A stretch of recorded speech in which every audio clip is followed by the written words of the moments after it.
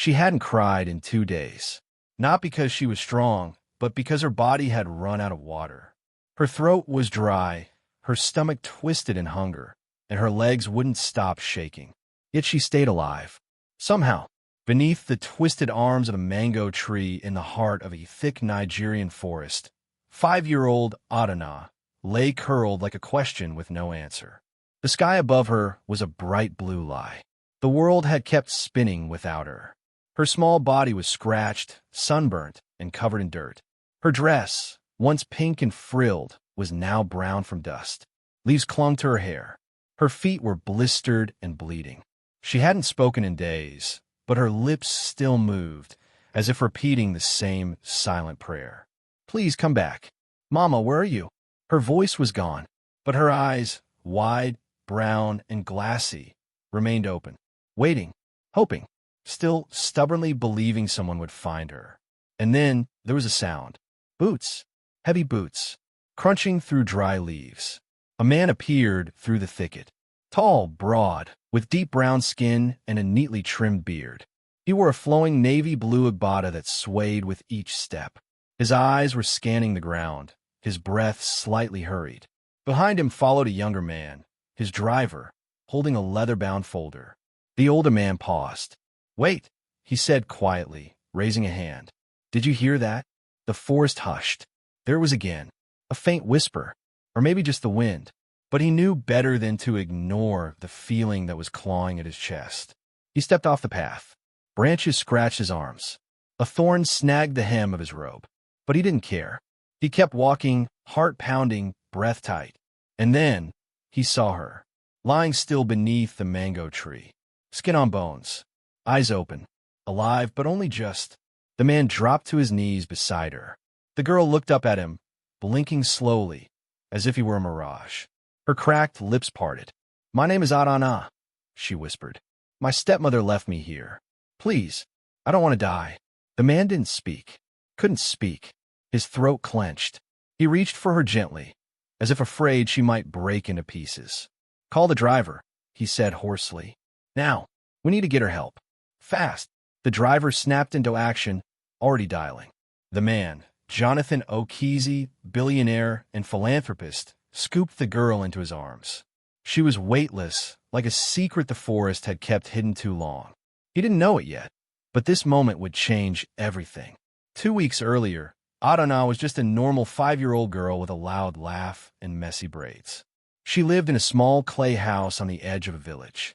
Her mother, Bianca, was a seamstress who could stitch a wedding dress by lantern light.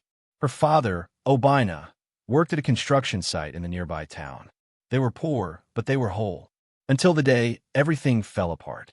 That morning had started like any other. Bianca had made rice for breakfast. Not just any rice, jollof rice with goat meat, the kind that made the whole house smell like a celebration. She'd smiled at Adana and handed her a metal bowl. "Go and fetch some water, my love," she said, tucking a strand of hair behind the girl's ear. "Be careful. Don't run. I'll be right here when you get back." That was the last time Adana saw her mother alive. When she returned from the stream, the house was in chaos. Bianca was on the floor, clutching her stomach, sweat pouring down her face. She was crying, screaming. "It's the rice," she gasped. "Amara gave me the rice." Her voice was barely a whisper. Neighbors rushed in, shouting, praying, throwing water on her face. Nothing helped. In less than 15 minutes, Bianca was dead. Adana stood in the doorway, bowl still in hand, frozen like a statue. Her brain couldn't understand what her eyes were seeing. Her father came home hours later, his clothes soaked from the rain. When he saw his wife's lifeless body, he fell to his knees. "What happened?" he cried, voice cracking. "Amara, what happened?" Amara, Bianca's cousin, who had moved in with them just a year before, shrugged, her eyes dry. "I don't know. I didn't do anything. She just collapsed. I'm not God." But Obina wasn't blind. He saw something in her face that day. Something cold. Something off. Still, what could he do? Bianca was gone. Adana was 5. And Amara, now the only woman in the house, was all he had left. So he buried his grief. And he let Amara stay. That was when the house changed. The warmth disappeared. The laughter vanished. Adana became invisible. The hug stopped. The bedtime stories turned into chores. Amara's smile, once wide and fake, was gone completely now. She barely looked at the child, and every time she did, it was with eyes full of hate. Obina tried to fix it. Please, he begged, treat Adana as your own. Maybe if we raise her with love, God will bless us with a child too. But Amara wasn't listening. Every time she looked at Adana, she saw Bianca, the woman who had everything: beauty, a child, a man's heart. Adana was a threat, a reminder, a legacy. And so Amara began a plot.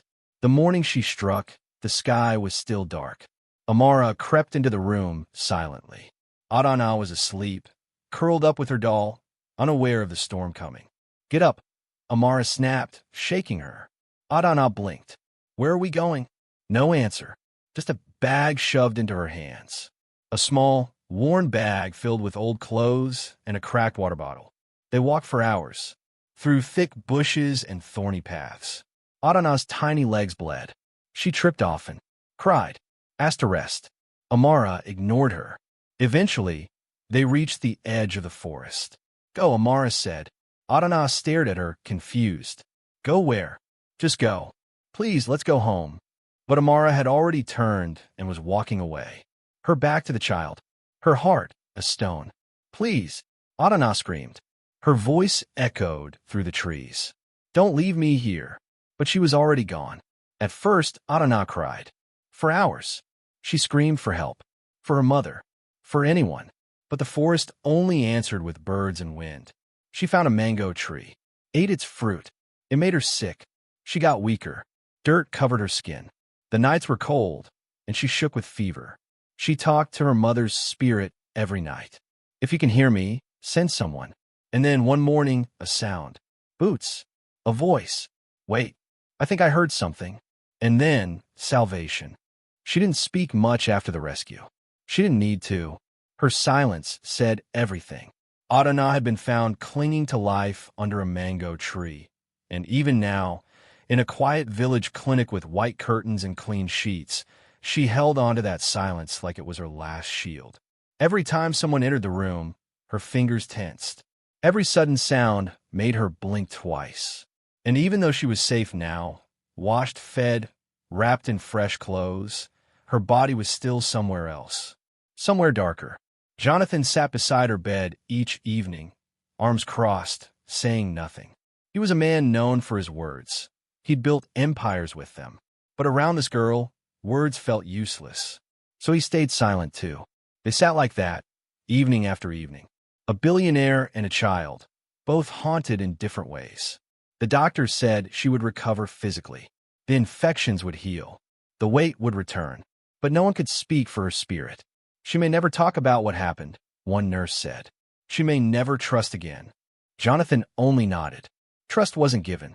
It was earned, and he was prepared to wait. Back in the village, Amara began to lose her grip on the mask. She had played her part well. She wept loudly, threw herself dramatically to the floor when neighbors came. I only left her for a moment, she wailed. I came back and she was gone. Some pitied her. Others watched from a distance. Something about her didn't sit right. But Obina didn't question it. He couldn't afford to, not when his world had collapsed. He searched rivers, forests, and farmlands. He printed flyers, promised rewards, knocked on every door in every neighboring village. Nothing. He stopped eating. He stopped sleeping. At night, he sat in the dark with his head in his hands, whispering, My Adana, my little girl. But Amara only watched. Quiet. Cold. Waiting for him to break completely. In Lagos, a different kind of world opened. When Adana was finally strong enough to travel, Jonathan carried her himself to his private jet. The flight was short, but she clung to him the whole way, her eyes darting around the cabin like the sky might swallow her. When they arrived at his penthouse apartment, she didn't step out of the car. She stared up at the glass building, unmoving. Jonathan knelt beside her. You're safe here, he said softly. She didn't answer. Sandra came down to meet them. She didn't speak either. She just crouched in front of Adana and smiled. A slow, gentle smile with no force behind it. I've made pepper soup, she said, her voice warm. But you don't have to eat it unless you want to. Adana looked at her, then at the glass doors. And slowly, cautiously, she stepped out of the car. That night, she lay on a soft bed in a quiet room with big curtains and clean air. She didn't sleep. At 2 a.m., Sandra walked in with a blanket and lay on the couch. "I'll stay close," she whispered. Adana said nothing. But for the first time in a long time, she didn't feel alone. Still, healing doesn't happen overnight. Adana didn't trust doors. She kept checking them, opening and closing them every few minutes. She hid food under her bed, bread, biscuits, even a boiled egg she smuggled from the kitchen. She refused to speak above a whisper. Once, when Sandra dropped a pot in the kitchen, Adana screamed and ran into the corner of the room, trembling. It took 30 minutes to calm her down. Jonathan wanted to do more, but he didn't know how. He was a man of power, used to solving problems with checks and influence. This was different, so he read books. He called therapists, and most of all, he listened. And Sandra, patient and steady, slowly began to build a bridge to the girl who trusted no one. In the village, Amara's own body began to rebel. It started with blurred vision. Then came the dark spots. Then one morning, she woke up and the world was gone. She waved her hands in front of her face. "Nothing. I can't see," she screamed. "Obina, I can't see anything." Obina rushed in, grabbed her shoulders. "What are you talking about?" "I'm blind. I'm blind. My eyes, they're gone." They rushed her to the village clinic. The nurses checked. The doctor frowned. "There's no physical cause," he said slowly. "Nothing medical. Her eyes, they're perfectly healthy." Obina stared. "So what's wrong with her?" The doctor looked uneasy. "This is spiritual or emotional. I don't know, but it's not something medicine can fix." They took her to herbalists, pastors, priests, prophets. Every answer was the same. She wronged an innocent soul. Until she seeks forgiveness, her sight will not return. Amara pretended to faint. She cried in the street. She locked herself inside and refused to come out for days. But the whispers grew louder. She did something. She knows where that child is. She's cursed. Children stopped greeting her. Women stopped visiting. And Obina stopped sleeping in their room. In Lagos, life began to breathe into Adana again. Sandra taught her to cook, to write, to count. She helped her plant tomatoes on the balcony and braid doll hair when the nights were long. Jonathan sat with her during homework time. They never pushed. They only stayed. Bit by bit, Adana began to smile. A small, uncertain smile that turned real with time. She started school. The first week was hard. She barely spoke. She cried on the second day and begged not to go back. But Sandra sat with her each morning. Jonathan walked her to the gate. By the end of the first term, Adana was top of her class. She was quiet but brilliant, wounded but fierce. Jonathan had met presidents and billionaires. But the little girl who sat on his kitchen floor explaining multiplication with her fingers was the strongest person he'd ever met. Still, some nights, she'd wake up crying. She never spoke of the forest, or of Amara, or of the woman who used to braid her hair before school and say, "Be careful, my love." She kept those pieces locked deep inside. And Jonathan didn't ask, because some stories have to come out on their own. But miles away, in a house that had once belonged to Joy, a woman sat blind in a chair, holding her own hands, whispering into the dark. What if she survived? The silence answered back, and that silence was heavy. By the time she turned 17, Adana had become the kind of girl people spoke about in hushed tones, as if her story might shatter if said too loud. She was tall now, with calm eyes and an air of quiet strength that made people hesitate before approaching her. She didn't laugh much, but when she did, it was real, deep, hard-earned. At school, she was untouchable, top of her class, winner of coding competitions, a state scholarship recipient, a future no one could ignore. Yet, no one really knew her. They knew the myth, the story of a poor girl adopted by a billionaire. They heard versions passed around like fairy tales, but none of them knew about the mango tree, or the forest, or the woman who had once looked at her and seen something worth discarding. Adana never corrected the rumors, never offered more than she had to. Her life was now in Lagos, polished, precise, protected. The past? That was something she had buried, locked in a mental box with no key.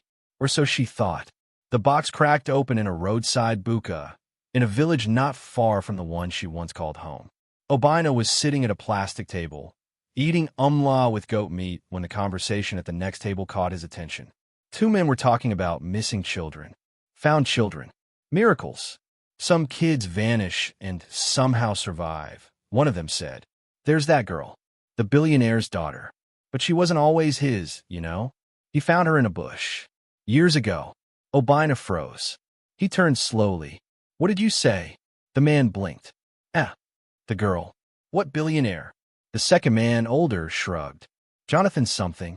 O'Keezy, the one that owns that tech company." Obina dropped his spoon. His stomach turned. The name hit him like lightning. Jonathan. Found in the bush. Alive. It couldn't be. Could it? He stood up abruptly, heart pounding in his chest. His hands trembled. Do you know anyone close to him?" he asked. As a matter of fact, one of the men said, frowning, "His younger brother, George. He passes through here sometimes." Obina didn't sleep that night. The next day, he met George in a quiet guest house room. Told him everything. The poisoning, the forest, the girl's disappearance, the guilt. When he said the name Adana, George's breath caught. "I saw her," he whispered, "the day my brother brought her home." Obina's legs buckled. "You mean my daughter is alive?" George nodded slowly. "She's not just alive," he said. "She's thriving." 2 days later, Obina was on a plane to Lagos, holding his hands together like a man gripping prayers. He kept asking George the same question. "Will she recognize me?" George didn't answer, because some answers weren't his to give. Adana was sitting in the garden of her apartment, going over pitch documents for a tech startup incubator. The sun was low, casting golden lines on the marble tiles. Her phone buzzed twice, but she ignored it. Then footsteps. She looked up. Jonathan was approaching, but he wasn't alone. Another man walked beside him. Older, tired, his face worn from time and regret. Adana stood slowly, one eyebrow lifting. Jonathan stopped a few paces away. The stranger stepped forward. Her eyes narrowed. She tilted her head. Recognition bloomed like a bruise. It was faint at first, just a sensation like a smell from childhood. Then memory arrived like a wave. She remembered his hands, the way he lifted her as a baby, the sound of his voice telling stories in the dark. "Obina, her father. You," she said. He took a shaky breath. "Adana, my baby girl." She stepped back. "Don't." His face crumpled. "I never stopped looking. You left me." "No." I believe what she said. "Amara," she lied. "She said you vanished." She cried. "You let her raise me," she said quietly, but the words hit like thunder. "You left me with a woman who hated me, who poisoned my mother, who left me to die." Obina dropped to his knees on the cold tiles. "I swear to you, I didn't know. I was blind. I thought you were taken. I blamed myself every day. I searched. I did. But nothing." Adana's breath was shaking now. Not from fear, but fury. "You were supposed to protect me." Jonathan stood behind her silently. Sandra had joined him now. The air around them was heavy with everything unsaid. Obina wiped his face. "She's dying," he whispered. "She's blind. She says she'll never see again unless you forgive her." Adana blinked. A strange pressure built in her chest. She turned away, arms crossed, teeth clenched. "Why now?" she whispered. "Why crawl back now?" Obina didn't answer. He didn't have to. That night, she didn't sleep. She stood by the tall glass window of her penthouse, looking down at the glowing lights of Lagos. Her hands pressed against the cool surface. "Forgive her?" She whispered the word as if it were poison. The woman who dragged her like garbage through thorns, who left her to rot while pretending to weep. She had survived without forgiveness. She had rebuilt, relearned, rebirthed her life. What did forgiveness change? Behind her, Sandra walked in soft steps. She didn't say anything at first, just placed a cup of tea on the side table and stood beside her. "She's not asking for your friendship," she said gently. "Just your words." Adana turned slowly. "You think I should go?" "I think you deserve peace," Sandra replied. "And sometimes peace doesn't come until we close the chapter ourselves." Adana nodded slowly, jaw clenched. I'll think about it. But even as she spoke, she already knew. Some doors don't close themselves. The convoy that entered the village 3 days later turned the world upside down. 5 SUVs, 2 Rolls-Royce Phantoms, security in black suits. Children screamed and chased the tires. Old women clutched their wrappers and stared. Adana stepped out of the car in a cream-colored gown. Her heels clicked softly on the familiar dust. Jonathan walked beside her, regal in navy. Obina followed, behind like a ghost. Gasps erupted. She looks like her mother. She's back. She lived. She's become a queen. But Adana didn't stop. She walked past the stairs, past the muttered blessings, past the wide eyes of shame, straight into the house where it all ended. The sitting room smelled like damp leaves and forgotten years. Amara sat hunched in a plastic chair, her eyes pale and blind. Her skin sagged. Her hair was patchy. A cane lay at her side.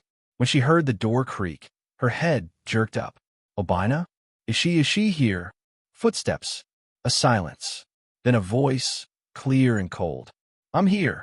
Amara stood, wobbling, hands outstretched. Adana, my daughter. I'm not your daughter. Her words hit the air like a blade. You left me to die. Amara dropped to her knees, crawled toward the sound. I was wicked. I was jealous. I was broken. I thought I could erase her. Adana stood still. I killed your mother, Amara whispered. I poisoned her food because I hated her smile. I hated that she had what I never could. You were just a child. And I.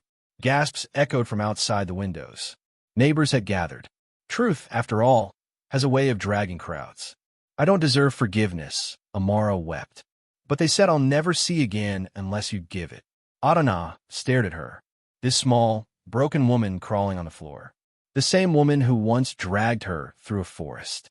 She looked at her father. He said nothing. His guilt lived in his eyes. Sandra stepped closer, hand gently touching Adana's shoulder. Jonathan stood behind her like a shadow, solid and still. You can walk away, he whispered. Adana's chest rose and fell. Then, finally she spoke. You took everything from me, she said. But somehow, I became everything I dreamed of. Not because of you, in spite of you. She stepped forward. I forgive you, she said. Amara gasped. But that doesn't mean I want you in my life. Silence. Then, I can see, Amara whispered, blinking. I can see your face.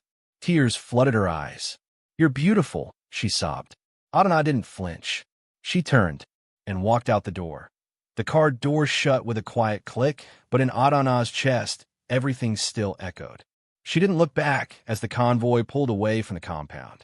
The house grew smaller in the rearview mirror, just another crumbling building among trees and dust. But inside it, something had ended, or maybe something had finally begun. She sat in silence, eyes on the road. Jonathan sat beside her. Sandra held her hand. Obina rode behind them, his eyes hidden behind dark glasses. He didn't say a word the entire ride back. He knew better, because what could he say that hadn't already been crushed under the weight of too many years of silence? In the back of the house, Amara sat alone, blinking through her new sight. She could see again, but nothing looked the same. The walls looked smaller, the floors older, the house emptier. She touched her own face in the mirror and didn't recognize the woman looking back. I can see, she whispered to herself, but I can't unsee what I've done. It was weeks before the village returned to normal. People stopped whispering when Obina passed by, but only because they didn't know what to say anymore. He no longer entered the church. He no longer laughed in public. The man who once walked tall, with a proud wife and bright child, was now a shadow in brown slippers and silence. And then one evening, as Amara stirred the same pot of soup she no longer had appetite for, Obina walked in carrying a single suitcase. She turned, eyes still red from weeping. I want a divorce, he said. His voice wasn't cruel, just empty. Amara didn't protest. She only nodded. She had seen the end coming for years. She just hadn't imagined it would feel this quiet. Back in Lagos, Adana found herself waking up without the weight. She still had bad dreams sometimes. Still woke with a racing heart, flashes of trees and fire and cold. But they didn't last as long. They didn't control her. She started working on her biggest project yet, a software platform to connect remote schools to free learning tools. It was fast, scalable, and beautiful. Like her, Jonathan funded it without hesitation. "You're not just building programs," he said. "You're building futures." Adana smiled for the first time in days. Sandra hosted a dinner to celebrate the pilot launch. The living room buzzed with tech founders, artists, writers, government advisors. But Adana barely noticed the noise. She stood on the rooftop later that night, alone, looking out over the city lights. Jonathan joined her with 2 cups of hibiscus tea. "You were brave," he said. Adana nodded. "It still hurts," she said. "But I'm free now." She meant it. She could feel it, in the quiet of her breath, in the softness of her own shoulders, in the way her past didn't cling as tightly anymore. She had faced the devil and walked away. She had told the story and survived the ending. But peace, as life always reminds us, is not permanent. Some endings open new doors, and some ghosts don't stay buried. It began with a photograph. Weeks later, Sandra was cleaning the house when she found it tucked behind a stack of books. A small, crumpled image. Bianca, holding baby Adana, smiling at someone behind the camera. Adana stared at the picture for a long time. She traced her mother's smile with her finger. And then it came back, suddenly, sharply, a voice in her memory. "If anything ever happens to me, check the land documents." It had been whispered one quiet evening on their balcony. A moment she thought she'd forgotten. But now it thundered. Land documents. She opened her laptop. It began innocently, an old will from her grandfather. Then newer files. Then abrupt transfers. Then forged signatures. One name repeated again and again. Chief Ikania, a family friend, a relative by marriage, a man she barely remembered. But the trail was clear. He had taken the land after Bianca died. He had claimed it as his. And someone had helped him. Adana called her legal team. And within 72 hours, the investigation opened like a storm. Chief Ikania was arrested in Abuja 3 days later. His home was raided. His files seized. The story hit the news like wildfire. Land fraud ring busted. Tech prodigy behind the investigation. The girl in the forest strikes again. Social media lit up. Memes. Debates. Think pieces. But Adana didn't care about fame. She booked a visit to the prison. Not for justice. For clarity. The room was cold. Cement walls. A single metal table. He sat across from her in cuffs. Older now. Skin sallow. Eyes tired. "You've grown," he muttered. Adana sat without blinking. "Why did you kill my mother?" He hesitated. Then exhaled. She was smart. Too smart. She was about to expose everything. The land, the documents. She wanted the truth. But truth didn't feed me. Adana stared at him. "So you gave Amara the poison?" "Yes. You tried to destroy my family. I never thought you'd survive." Adana stood up. "I didn't just survive," she said. "I became everything you feared."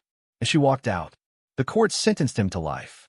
Obina reclaimed the stolen land, then gave most of it away to build a rescue center in Bianca's name.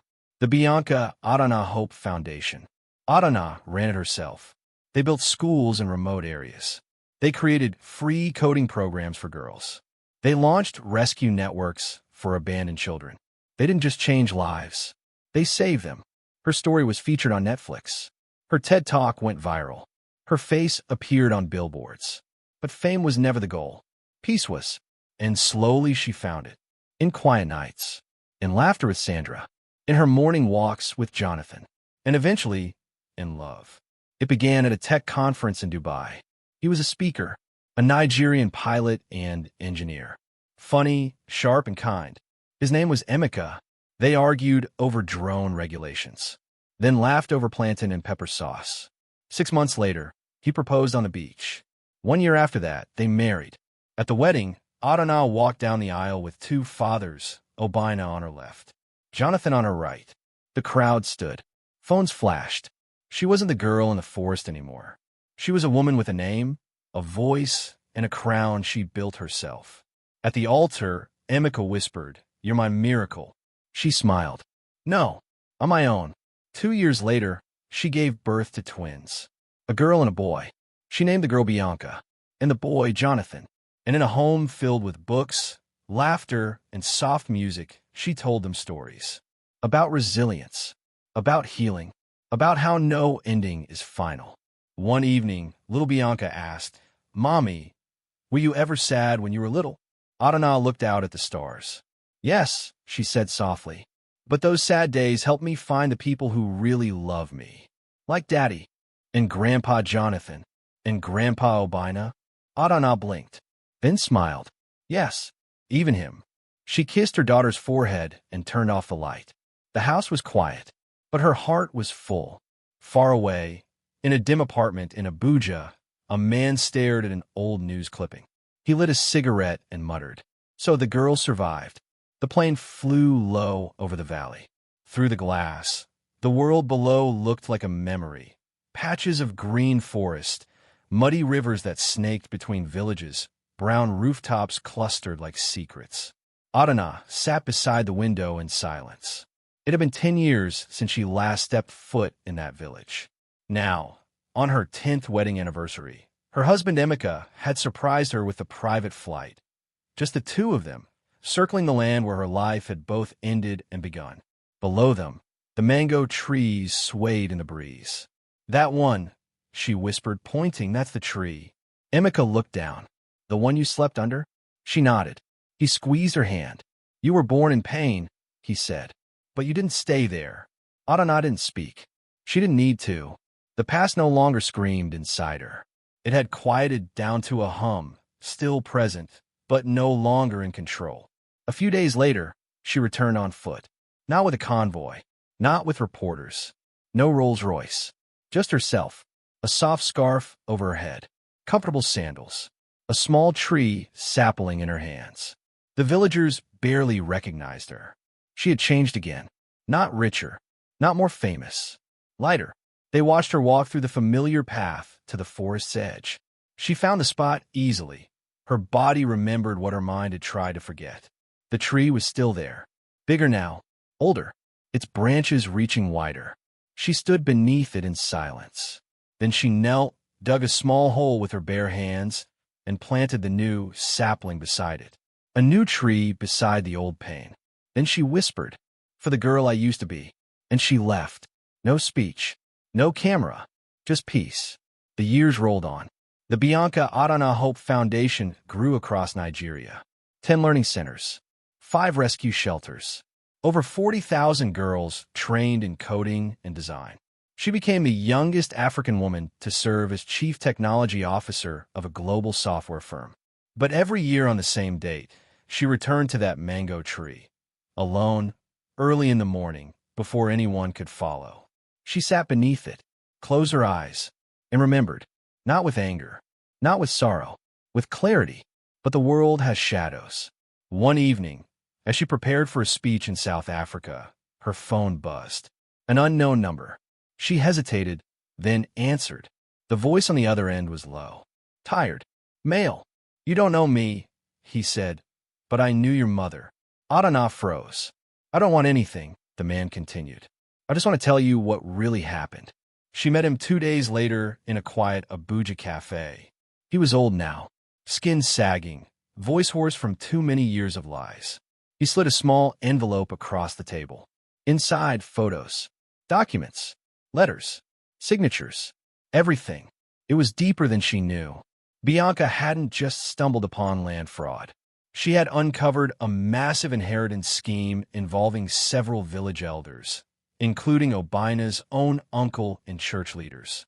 Her death had silenced more than a few guilty men. Amara was the tool, the man said. But she wasn't alone. Adana stared at him. "Why tell me this now?" He looked down at his hands. "Because I'm dying. And you deserve to know that your mother died for truth. Not just land." Adana folded the envelope slowly. She didn't cry. She only nodded. Then she stood and walked away. Some ghosts don't need to be exorcised. They only need to be named. That evening, she told Jonathan everything. He listened, silent, thoughtful. "She was braver than I'll ever be," Adana said. Jonathan shook his head. "No," he said. "You're her continuation. That's what bravery looks like. On her next birthday, she launched a scholarship named after Bianca, specifically for girls who wanted to study law. Truth, she said at the launch, is not a luxury. It's a legacy. The room gave her a standing ovation. But in her heart, it wasn't about applause. It was about closure. And then came the part of life she had never dared to imagine, joy without guilt.